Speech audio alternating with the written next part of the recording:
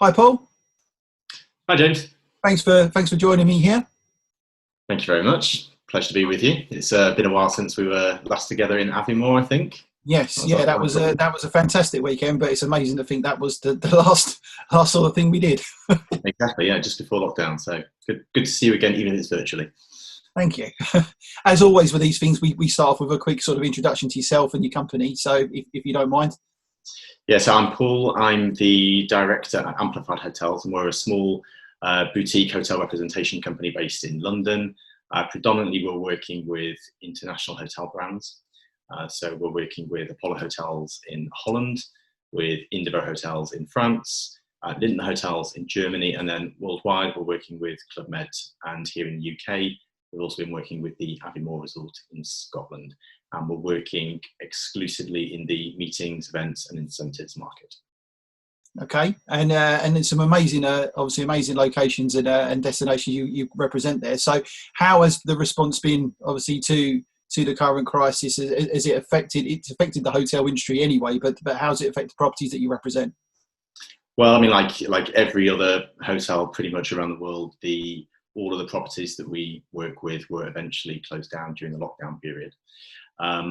The key destinations that we work in, where we're most represented, are France, Holland, and Germany. So obviously Germany was closed down probably about 2 weeks before we were, and then France and Holland shortly behind. And as a result, I think that's probably the reasons why the hotels in these destinations are now coming out of lockdown a little bit sooner than we are as well. But yeah, certainly it's been tough for all of the hotels in all of the destinations that we work in. What you're starting to see now, though, is that the hotels have been reopened, in the case of Germany now, for probably about 5 or 6 weeks already. And they're now it's almost starting to feel a little bit like life is back to normal in the hotels in Germany and in Holland, even if occupancy is still quite below where it would normally be at this time of the year. Meetings and events, it's started to come back to some degree in these destinations. All of the hotels the companies we work with, they've been obviously working very hard to make sure that the environments are safe and the protocols are in place and are working in line with national and international requirements. So I think we're starting to see some positive signs moving forward. That's great. That's great news. So are all of them pretty much, I know obviously it might be dependent on country and particularly with the UK, but are all of them pretty much up and running and open for business now? Yeah, pretty much so. So in Germany, all of the hotels we work with there, Linton Hotels, they've all reopened. Likewise, pretty much in Holland as well, most of the Dutch Apollo hotels reopened, with the exception of the Leonardo in Amsterdam, which I know you know yourself. That's going to be reopening in August. In France, it's possible for hotels to open now in France, but some of the hotels in Paris, a little bit like the hotels in London, are choosing to remain closed until September, purely because July and August anyway is such a quiet time in Paris. And then obviously Club Med has probably had the most complex plan to reopen, because they're operating in territories all over the world, and they're subject not just to the requirements in each territory that they're working in, but they've had to sort of piece it together with all the different travel restrictions into these destinations coming from Europe and from the US. So for those guys, it's been quite a complex puzzle. But I think the majority of the Club Med resorts now are either opened or opening imminently. Nice, that's great news. And what sort of changes as sort of planners and delegates coming out can we expect sort of moving forward? I mean, we noticed that there's obviously a lack of revenue that's been coming into the hotels, but there's obviously expenditure that needs to have been invested for the safety measures, things like that. But one of the fears we're finding with clients is that they're a little bit nervous coming out, not just from a safety aspect, but they're worried that maybe hotels are feeling a bit too much like a hospital, for example. Mm-hmm. Yeah, I guess that's a reasonable concern to have. But I mean, what I would say is all of the hotels brands that we work with, they've obviously throughout lockdown they've been implementing quite comprehensive protocols. So the environments that we're welcoming the guests back into now are, very safe. They're in line with local and not usually exceeding the local requirements in those territories. But what you'll actually see is quite a few changes in terms of how we can actually organise events, and it varies from country to country as well. So if you take, for example, France, the hotels are open there. You can organise meetings right now in the hotels. Obviously, you just have to observe social distancing, which in France is 1 metre. Face masks are compulsory in the public areas of the hotels.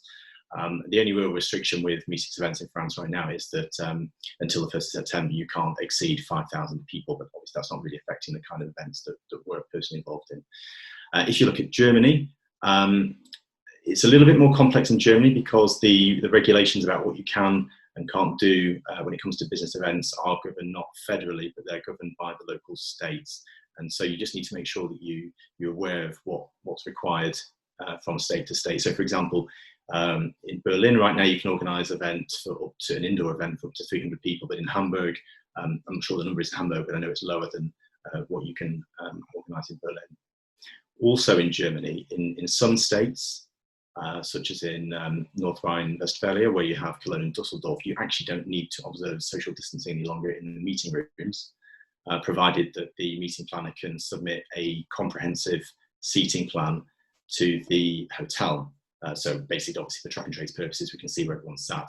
So that's going to add. I mean, that's great in one sense because it's not restricting the numbers of people that we can bring into the hotels, but it also just means that from a meeting planner's point of view, you can't just informally break out your group into informal groups halfway through the session. Everyone's got to remain where they're seated.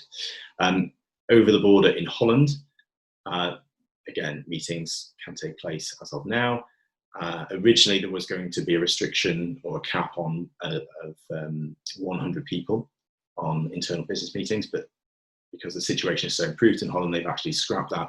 And now you can organise events with a limitless number of people. So you can organise for 50,000 people if you can find the venue. However, you just need to observe social distancing, which in Holland is currently 1.5 metres. Right. So when you look at those markets where we're working most, France, Holland, Germany, it's really positive because you can organise events and events are actually happening now. But obviously there are some restrictions in place, and you just need to make sure that you're familiar with what you can and can't do in these destinations. And that's where actually a representation company like ourselves can actually help, because when we're receiving the inquiries, we can make sure that we're keeping the planners informed about the status in each country and what you can do. I think that's where we're finding and what we're advising our clients on the most significant change. We're trying to obviously bring confidence back into the market and advising clients that you can put your events back on in certain territories. But I think there's more of an importance now, and it may take a little bit longer in terms of the chain. But speaking with the likes of yourself, planners working with the likes of yourselves and the venues and the destinations now, because like you say, there will be different laws in different places, different rules in different things, and making sure that there's no hidden surprises is just making sure that the planner now really does have the finger on the pulse and has all the bases covered for the clients. Yeah, it's true. And there's actually, I guess this is what's making it quite complicated now, because there are so many things you've got to think about. And it's not necessarily just the venue, but also it's travel, how are you going to get people there? If you're bringing delegates in, if you're organising an international conference and you wanted to bring delegates in, for example, from the States, how's that going to work? So I do kind of feel for people who are planning international events right now, because there is obviously there always was so much to think about. Now there even is so much more to think about, and it's quite a puzzle that people have got to piece together to make it work and make it work successfully and safely. But it can be done. It can be done. And is there anything sort of moving forward that you'd like to add? Is there anything we need to know as planners or delegates coming out to any of the locations and the venues that you represent? Well, I think it's what's really good to know is that particularly in Europe, things are moving forward. I guess, like you say, there is a certain reluctance perhaps on people's parts to travel at the minute and to attend events, and that's also going to be part of the problem. It's one half of the problem is finding somewhere where you can organise the event, but the other part of the problem is getting people there. But what I would just like to say is that there is this sense of normality returning, particularly in Europe. So, this morning I was chatting with Christian, who's at Linden Hotels, which is the brand that we represent in Germany. And the words he actually used were, it is kind of back to normal in Germany. Obviously, there are limitations in place, but because the hotels have been there, they've been open there now for quite some time, they're having really good events in the hotels. They had this last week, they had this big conference taking place for a big sporting association in Germany, where they actually got the inquiry during lockdown. They turned it around in the immediate weeks following lockdown. The confirmed and it's already taken place. And that was a conference for 80 people with hybrid elements. So I think if you're thinking about organising events in Europe, be confident that you can go there and you can be welcomed quite safely. And actually, that's quite an interesting point, actually, because when all of this began, I was really quite fearful for our business model, because all the hotels we work with, 99%, are international, and obviously everyone was quite rightly assuming that meetings events business would come back first and fastest here in the UK.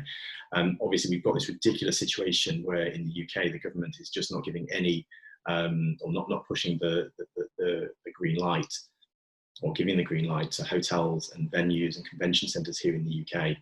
So nobody knows when business meetings can actually start here, and that's really holding stuff back. And I know there are lots of agencies out there who've got events to book and meetings to place, but they simply can't. The irony is that right now it's easier to organise an event overseas in Europe. Yeah, and I think also, as well as instilling confidence in the market to do that, it is an opportunity, and probably an agency's sort of point is to try and put across new venues, new locations. I mean, even if it's a destination that you know very well, you may not be able to sort of go to the usual venue that you've always been to, but it doesn't mean you can't maybe go to another one within there.